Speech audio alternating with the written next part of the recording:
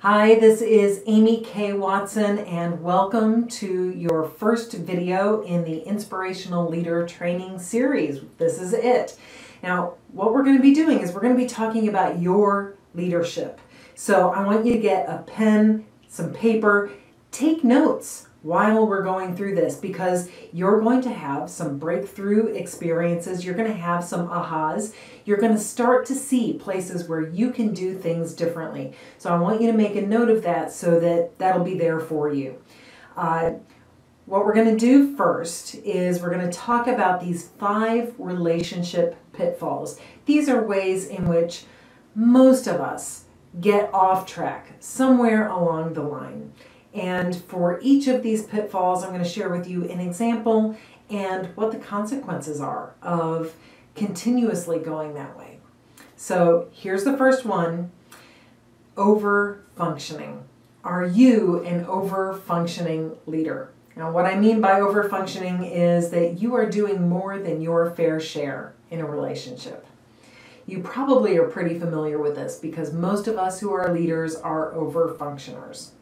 So here's an example. You have a volunteer who steps up and says that they are going to lead a project. And when I say volunteer, for this example, it really is a volunteer. This is somebody who's not getting paid. Maybe they're just ready to step into leadership. Maybe they're excited about the project. They really want to contribute, so they say they're going to do it.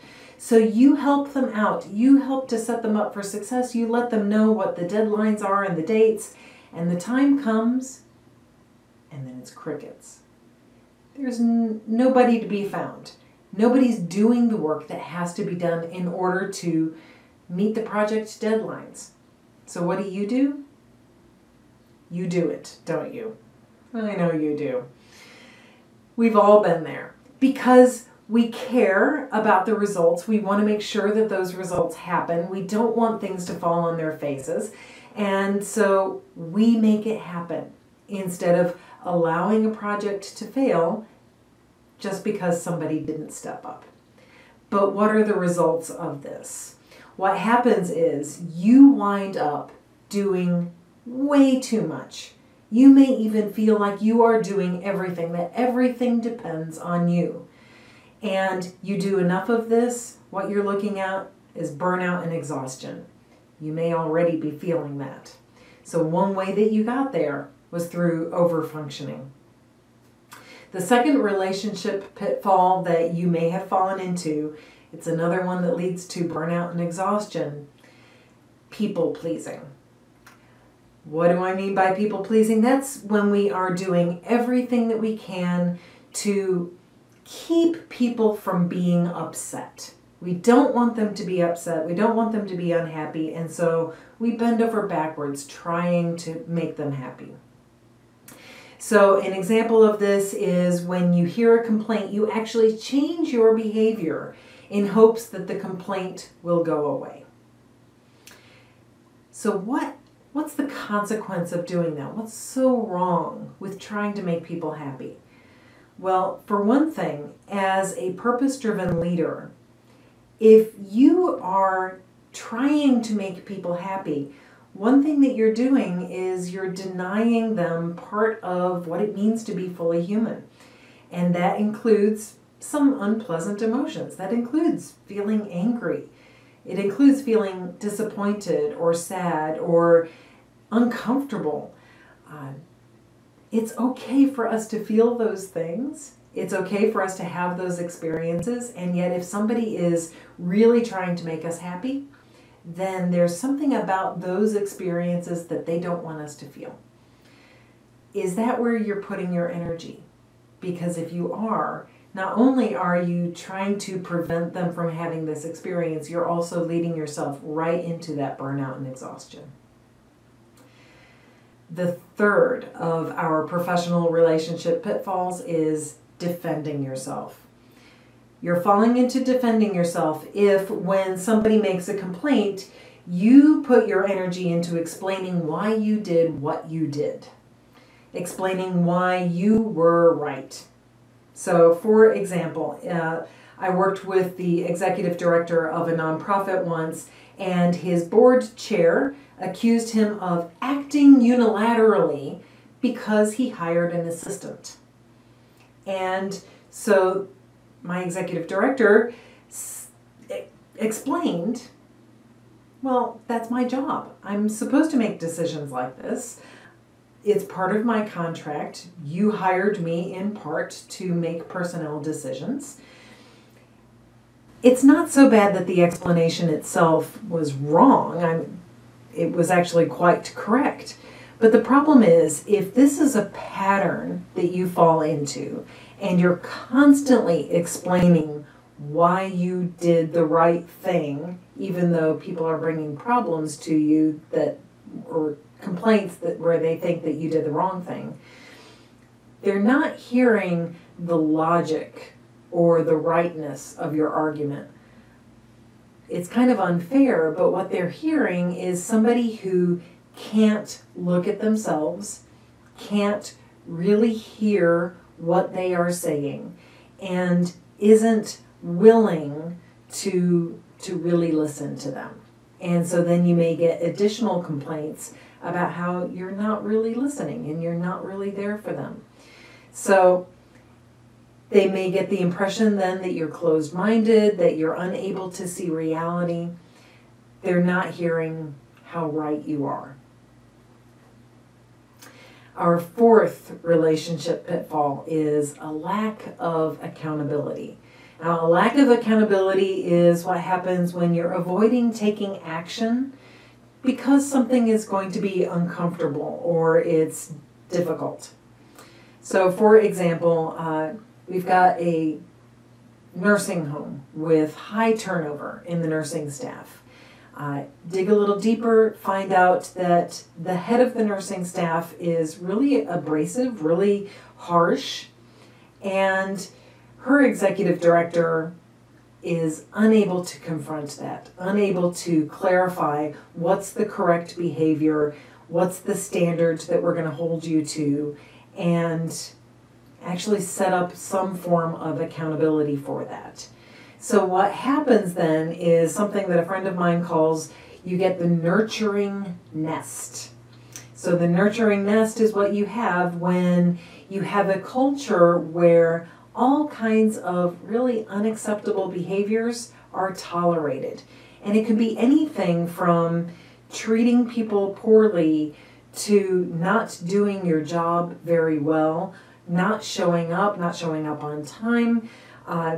It could be anything. So your results suffer, you get low productivity, you have poor relationships, high turnover, poor service, and you may wind up hiring a lot of expensive temps. Okay, and our fifth relationship pitfall is lack of focus.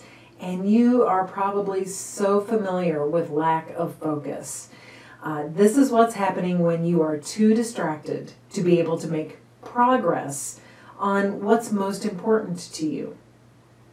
So if you spend your entire day working hard and then you go home at the end of the day and you feel like, I did nothing, this is a really good symptom that you are suffering from lack of focus. And this is a relationship pitfall because it means that the people that you're spending your time and attention on are the squeaky wheels. And you're not spending your time and attention on those people who can help you to further your purpose. So these are our 5 relationship pitfalls: overfunctioning, people-pleasing, defending yourself, lack of accountability, and lack of focus. So what I'd like to ask you, knowing that you have the power to change all of that, which of these are you most able to relate to? One of the tools that I use most often in my work is very commonly known as the Serenity Prayer. It says, "Grant me the serenity to accept the things I cannot change, the courage to change the things I can, and the wisdom to know the difference. So the heart of the training for this video is that all 5 of these are things that you can change. How you contribute to those relationships is something that you can change. And one of the things that makes the most difference in difficult situations like that is being grounded in your sense of purpose. So I'd like to draw your attention, below this video somewhere is a link to something called the Purpose Profiler. The Purpose Profiler is one of my gifts to you. It's a way for you to think about the things that are your God-given gifts, the passion that you have for doing work in the world, and it will help to take you through to identifying a pretty clear sense of purpose for yourself just right now. Now, one thing I want to clarify is that your purpose in this sense is not something that you share with everyone who's in your profession or everyone who's in your organization. It's not something that you learned in Sunday school, and it's not your corporate mission. Your personal sense of purpose is, it's also known as your superpower, your genius. It's your God-given talents. It's something that's unique for you. And with the Purpose Profiler, I'm just going to ask you to take time to fill it in. Probably over the next couple of days, you're going to fill in your answers to all but one of the questions. And that last question, you're going to fill in just before you watch the next video.